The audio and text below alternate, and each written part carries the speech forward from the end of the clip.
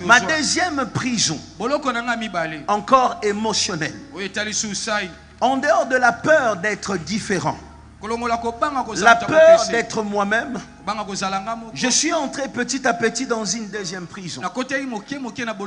Écoute-moi, les souvenirs des échecs. Le souvenir des échecs. J'avais un problème. Ceux qui vivent avec moi tous les jours le savent. Un jour, je suis allé, j'avais un rendez-vous dans un bureau de l'État. Alors, j'arrive, on me dit, le monsieur qui va te recevoir, il est dans cet immeuble, mais 8e niveau. Je me suis promis une chose, je ne sais vraiment pas pourquoi, ne cherche pas à savoir, mais j'ai peur d'entrer dans les ascenseurs à Kinshasa. Alors, j'ai dit à ceux qui étaient à mes côtés, je vais faire le pied, prendre les escaliers, monter jusqu'au 8e niveau. Ils pensaient que c'était une blague. Je commençais à y aller. Je suis un peu sportif malgré mon ventre. Je montais quand même. Je suis allé. Alors, eux aussi, comme je suis le chef, je monte jusqu'au 8e. Ils sont obligés de me suivre. C'est ce jour-là j'ai compris, j'avais des frères à mes côtés, mais ils étaient fatigués quand même. Alors j'ai regardé comment ils souffraient. On est allé jusqu'au 8e. Une deuxième fois, la même chose. Troisième fois, la même chose. Ils pensaient que je faisais du sport. Mais en réalité, j'étais en train de développer une faiblesse. Je devenais, on appelle ça, claustrophobe. J'ai peur d'être enfermé. J'avais peur d'être enfermé. Mais pourtant, je grandissais bien. J'affrontais les ascenseurs. Jusqu'un jour, je suis allé en Angola. À mon retour, nous sommes dans un avion qui doit nous ramener au Congo.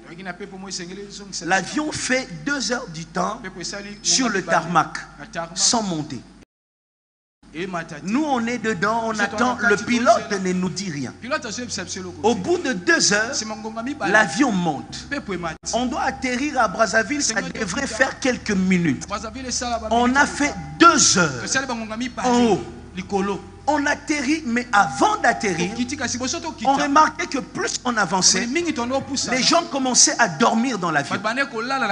Et puis, à un moment, on s'est rendu compte qu'on n'avait plus d'oxygène dans l'avion. On était en haut, sans oxygène. Maintenant, il y en a qui me reconnaissaient, qui me disaient, Pasteur Sambela, moi j'ai dit, ah non, Sambela na kolobani. On va faire comment? On était tous là, sans oxygène en haut. Tu vois, petit à petit, il y en a qui dormaient, il y en a qui essayaient de faire un désordre pour pousser au pilote d'atterrir. On a atterri à Brazzaville, plus personne ne voulait reprendre l'avion. Moi, j'étais calme, vous savez, quand tu es pasteur, même quand tu as peur, tu dois montrer que tu es pasteur. Tu vois, il y a toujours quelqu'un qui dit avion. J'ai dit, ah, tu penses que ça c'est les démons? Alors finalement, on a atterri ici. Je suis sorti de là. Sans le savoir, ça avait laissé de choses en moi.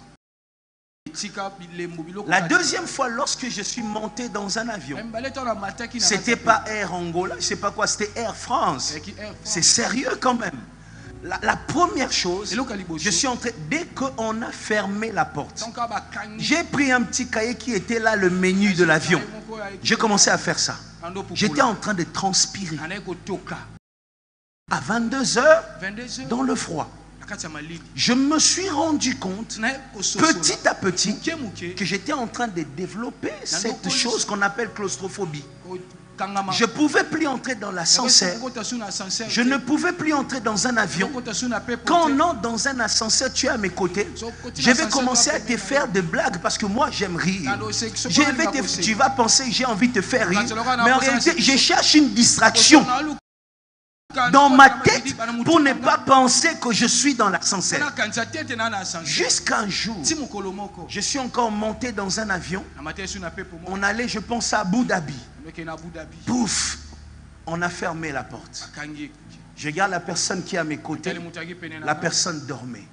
Je commence à regarder. Je commence à étouffer.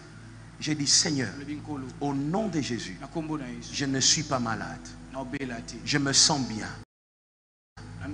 Dans cet avion, rien ne va se passer. Je vais y arriver. Il n'y aura pas un problème d'oxygène.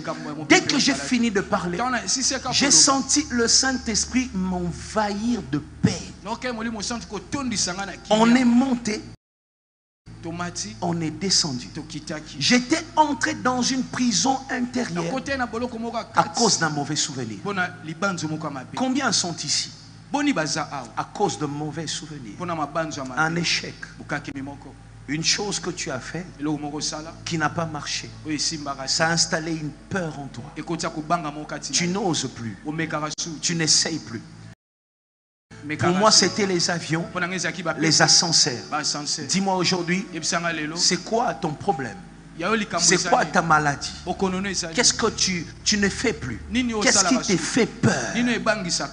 Aujourd'hui, tu peux sortir de cette prison intérieure.